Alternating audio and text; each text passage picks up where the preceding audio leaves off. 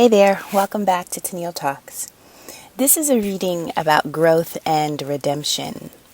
And so there could have been a period of time where you went through a shift. And this is looking like a shift that was financial. And so you could have lost things materially that once were a part of your stability, your foundation. These were the things that made you feel safe and allowed you to feel like your life was secure.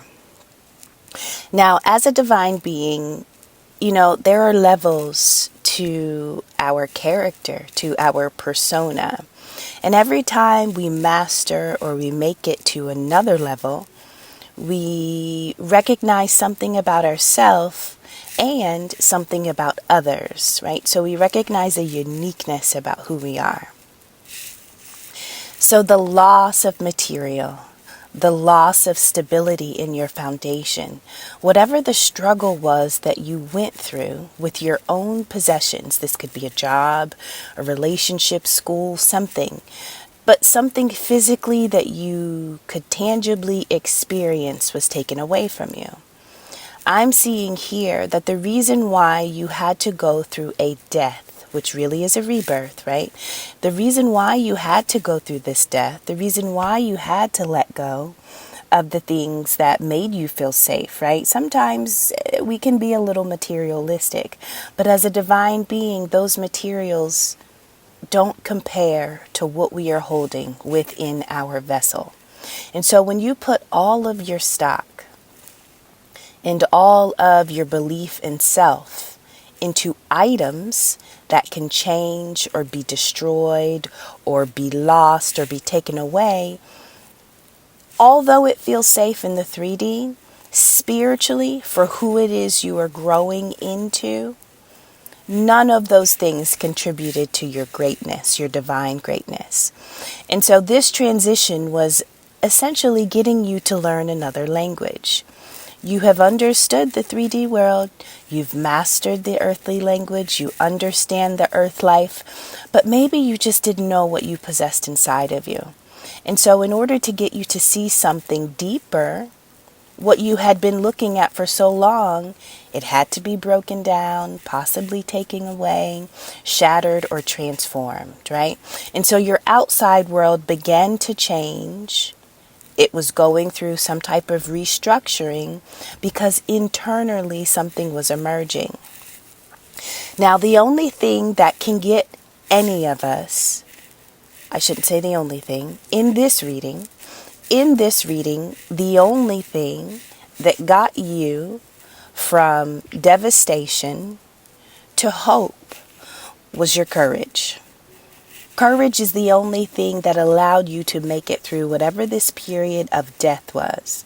When we go through death, it is a notable end of a cycle. And sometimes that can be pretty devastating, especially if you've committed to something or someone for so long, you've invested in something, and then, you've watched it birth. And now you kind of have to watch it crumble away. And so there's always going to be a grieving or a mourning in the event that we have emotionally connected to something or someone that has to be taken away from us, right? And so your goal is, do you have enough courage to honor this ending? Do you have enough courage to let it go with grace, right? When old ways are leaving, it's truly making room for the future to take shape, to form, and to be molded. And sometimes the only way you can get through these moments where you don't know what's coming next or you don't know why things are happening, right? The only way you can get through them is to kind of have courage and to believe that this feels impossible, but I too can conquer the impossible, right? Nothing is as difficult as people say. People with courage tend to believe that, right? They believe, I know that sounds hard. I know you said it was challenging, but because of a spirit in me, because of a power in me, there's something about me that makes me feel like I can do it or I can get through it. And so that is what you believed or you spoke or you possessed inside of yourself to get you through whatever this ending was. once you get through this ending, once you start to lose things that you identified as a part of who you were, there's going to be a time of confusion. You're going to feel stretched very thin. Your energy will feel scattered all over the place, right? And so these are the moments where you need to learn the new language, right? The old language that I lived by is no longer efficient. I can no longer use that tongue or that speech or those practices or those habits for the next phase of life that I'm stepping into. And so now we're learning a new language, but it obviously feels foreign to do something foreign. And so how do you get connected to your body again? How do you connect to earth again? How do you start to feel like this place is your home when everything that you thought was home has been devastated? Now, I kind of had a vision when I got to this point of the reading. I imagined that somebody is very passionate about sculpting. This is kind of just a story to kind of make sense of the message. Imagine that there is a sculptor. Now, this sculptor has divinely blessed hands, and they can throw clay and they can mold some pretty amazing projects. The sculptor wants to make it to the next level, but in order to make it to the next level, there's a period of time where his entire life is going to have to shift, okay? So if you've ever worked with clay or sculpting, many art forms, honestly, you always want to be mindful of the clothes that you're wearing because it can get quite messy. So imagine that you've been this sculptor, you love it, but now you're really about to jump in, feet first, like you're about to go all into this thing. But before you can jump into your mission, you have to recognize that things in the life that you knew are going to shift. Here comes the idea of learning a new language. So let's say that prior to you really investing a lot of your time into sculpting, you were kind of like a fashionista. The clothes you wore, the shoes you wore, the way you put together your attire and your outfits, that in itself was an art form and an expression of yours. But here's the thing. People knew you for that. People couldn't wait to see you the next day because they couldn't wait to see what you were going to wear. The types of things that you were going to match together, right? They just couldn't wait to see how you showed your eccentricity, okay? Now you have an opportunity to pursue your sculpting passion. This is what you've loved to do. But in order to be the sculptor that you have divinely been called to be, you recognize that the thing that you've invested in all of this time, your fashion, your desire, your clothing, all of that is going to have to take a back seat. Because when you go in to throw clay, when you go in to sculpt, and when you go in to sit at the wheel, you can't be wearing certain clothes because you don't want to get them ruined, right? And you love these clothes. I mean, your outfits, this is what made you. This is what you're known for, right? And so here's the thing. You want to become the sculptor that God has asked you to become, the one that you divinely feel inside you are to become. But to do that, something else has to die. And the thing that has to die, or the thing that has to go away, is the very thing that you have clung on to because of what it provided for you, right? That's your love of fashion and your sense of style. But it does not marry well in this next season. They don't marry well together, okay? Now that is that transition that you had to go through. So did you have the courage to take away your old wardrobe and to find something that was a little less flashy, a little less unique and individual?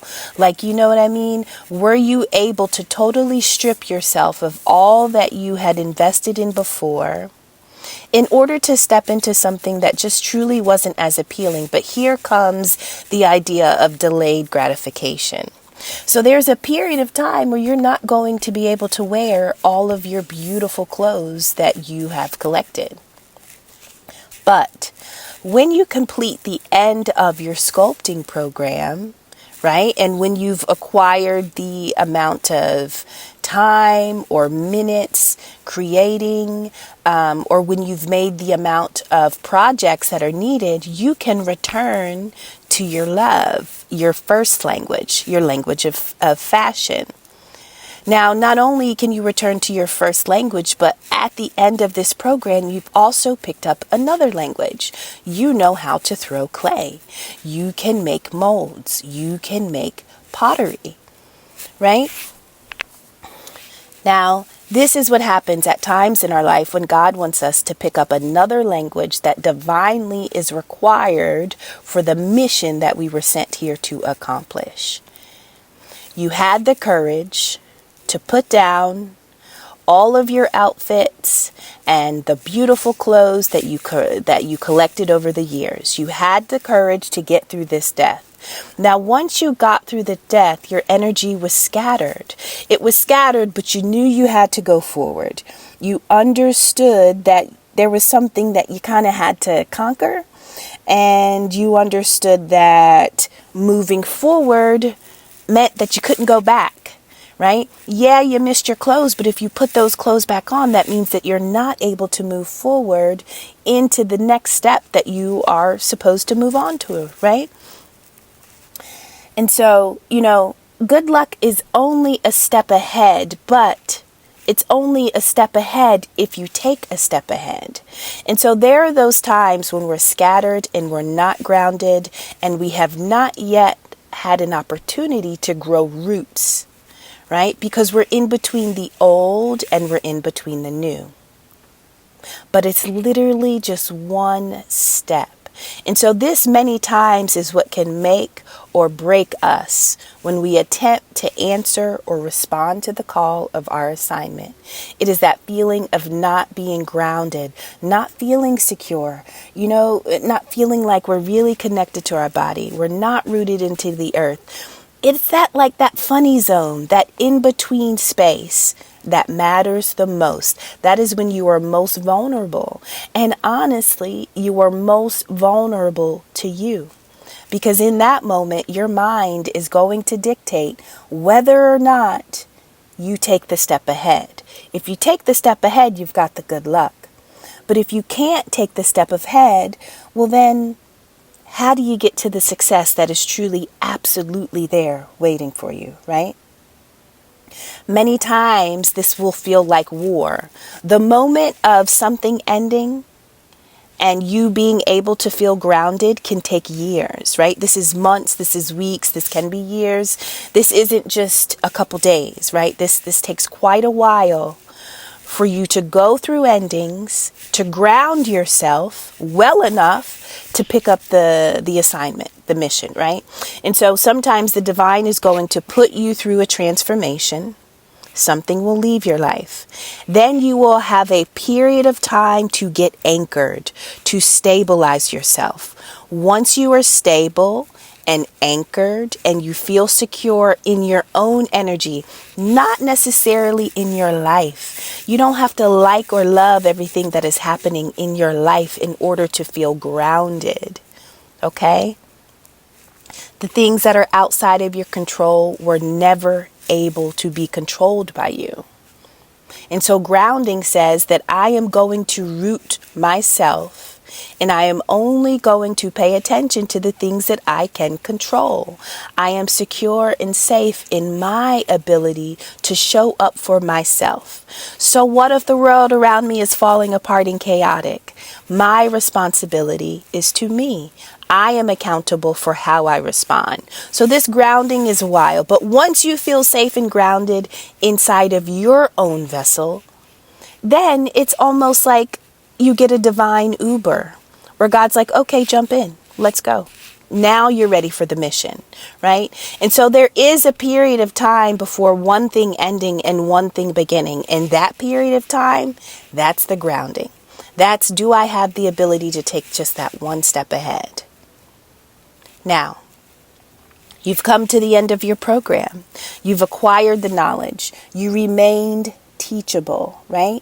You were open to the wisdom. Maybe you didn't like the mission. Maybe you didn't like the things that you had to lose and let go of. Maybe they will come back in a different form. But for a period of time, the amount of space, emotion, and energy that you invested into something of your past, it had to be put down because you needed to take all of that energy and put it into something new. Well, now you've acquired this knowledge. Now, this is the tower moment, not just for you, but for those around you, right? Because, I mean, none of us are really living in complete isolation.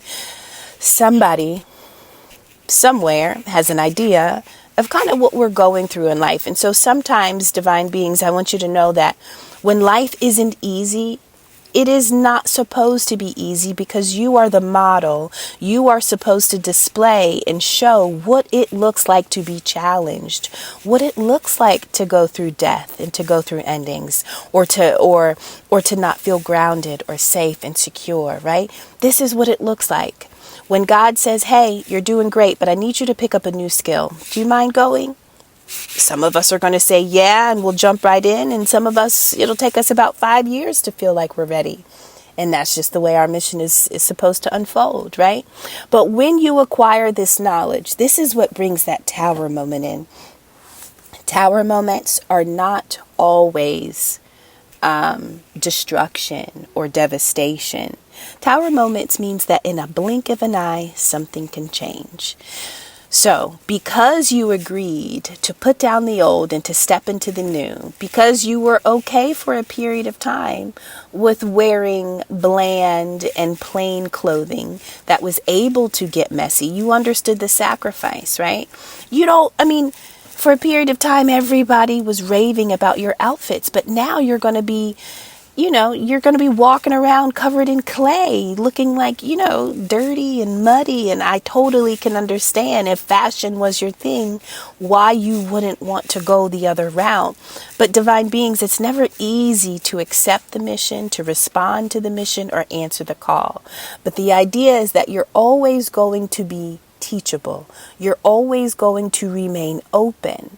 And just because you remain teachable and open to the mission, that is what allows those tower moments. That is what allows something to change in the blink of an eye. And so listen, you went through your season. You had it, and then you didn't have it. And when you didn't have it, you felt scattered. But you had the courage to take a step forward. Because you took that step, you got the knowledge, the tower came, and guess what? The cycle is over. But something is true about when you get knowledge. You're not only getting knowledge to reveal something to you about yourself, you are also going to learn something about those around you. And so now guess what? You speak 2 languages. You speak fashion, but you speak sculpting, which is your divine language that you were sent here to acquire. Because you responded to the assignment the way you did, there is a shift coming. A shift means a miracle in my mind, right? And so if you were in the 5 of coins, the 5 of pentacles, financial change, lack, poverty, not having what you need, feeling left out, feeling like, this is my season of lack. My season of plenty is far off. Well, the shift is coming. The shift is only coming because of how you responded. Everybody at some point is going to have to lose access to something that one day gave them their stability, safety, and security. Do those people have the ability to ground? Or are they mad? Are they angry? Are they codependent and not being accountable for their mission and for the things that they can control? If you can anchor yourself after you have gone through transition, the book of knowledge opens and you begin to learn the things that you needed to learn, but maybe you just had to get in the right position, the right mindset, or the right place. So sometimes things are taken away from you because you didn't need to look at them anymore. You didn't need to have them. You didn't need to hold them. They reached their expiration date, and so now something new is coming to take their place.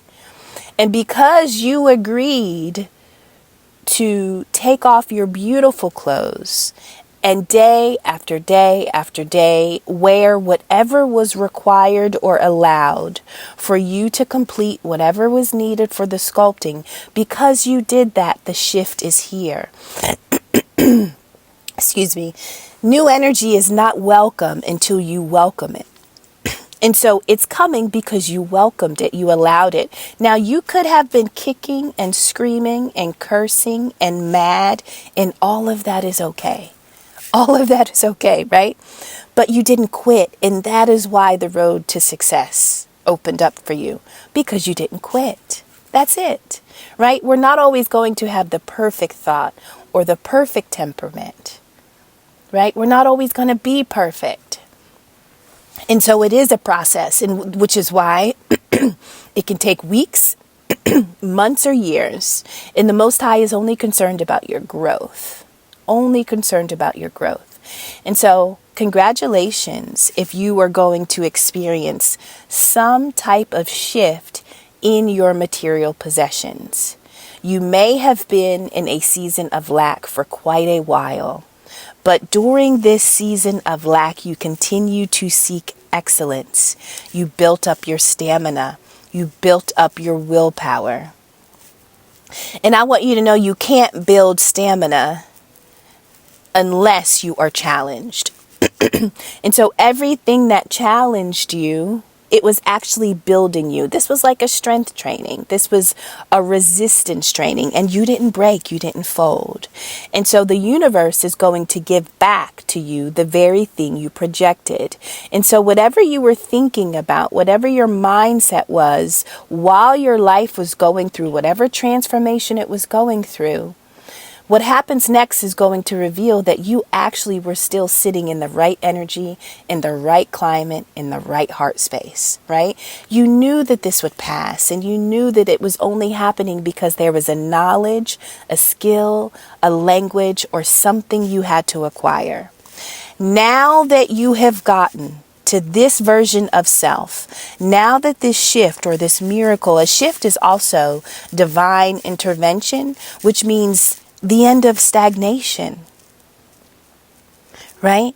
You are no longer stuck. You are no longer blocked because you put down what had to be put down so that you could pick up what needed to be picked up, right? Even if you were well known for what used to be you, even if people judged you. And so here's the thing. This is an aspect of this reading. People knew you to dress a certain way and to appear a certain way. But all of a sudden, when you start walking around in clothes that look muddy and dirty, people don't understand you. They don't receive you, right? And so the thing about it is this shift told you something about you, but it's also going to reveal the people who were attached to you for superficial reasons. And so once you pick up this knowledge, this language, this skill that the Most High says you need for your mission, not only will it cause a tower moment in your life, but it is going to show you all of the things that are around you that were possibly not as they seemed, right? All of a sudden you can see the faults. Now you recognize that all of that validation that you were getting from the outside world for how you dressed and how you looked and what you put together and all of that validation was coming from outside of you. As a divine being, that cannot be the way. That cannot be the way. And so if God asked you to change up your attire, or to pick up a new skill, or to shift something, maybe it was because we were aligned, or our energy was looking to the outside as opposed to looking within, right? And so you got to learn how to love yourself. And part of you accepting the mission is you loving the fact that this is your mission. This is a mission that no one else can fulfill but you, right? Sometimes it's going to be hard to find someone or something that returns all of the love that you have given to it. Think about all of the love that you put into the fashion and the clothes and all of the people that return that back to you. But once you changed and once you started wearing the sculpture uniform or smock, you start to recognize, well, then people aren't celebrating you. They're not looking at you the same. Well, what do you possess when nobody is telling you you possess anything? Who are you when nobody is celebrating you for something you do? Right? And so these are sometimes the reasons why we have to go through endings, because we need to understand who we are, what we possess. And do you know who you are if no one ever told you? Do you recognize your value? Do you recognize your worth if no one has ever spoken it to you before? And so the things that gave us value and worth, many times, if they are material, they will be removed so that you can ground yourself in truth, so that you can ground yourself in knowledge. And once you are grounded in truth and knowledge and you understand your true identity and your true form, well, here comes divine intervention. Here comes the removal of blockages and stagnancy and the feeling of being stuck. Right? And the only two things you needed in order to make this happen was courage and persistency. The ability to keep going. That is it. That is it. And so if this is you, if you have not yet gotten to your shift or your miracle or your moment of divine intervention, if you still feel stuck and blocked, keep going. Others may have quit. Others will quit. But if you quit, then you don't get to the end. You don't get to the other side. You don't get to, it's because you don't quit that you actually trigger the shift, right? Because your energy, I think about those doors. I don't know what you call them, but I know sometimes when you're walking into office buildings, revolving doors, they have the doors that spin around. As long as you keep going around and spinning, you're going to get to an opening.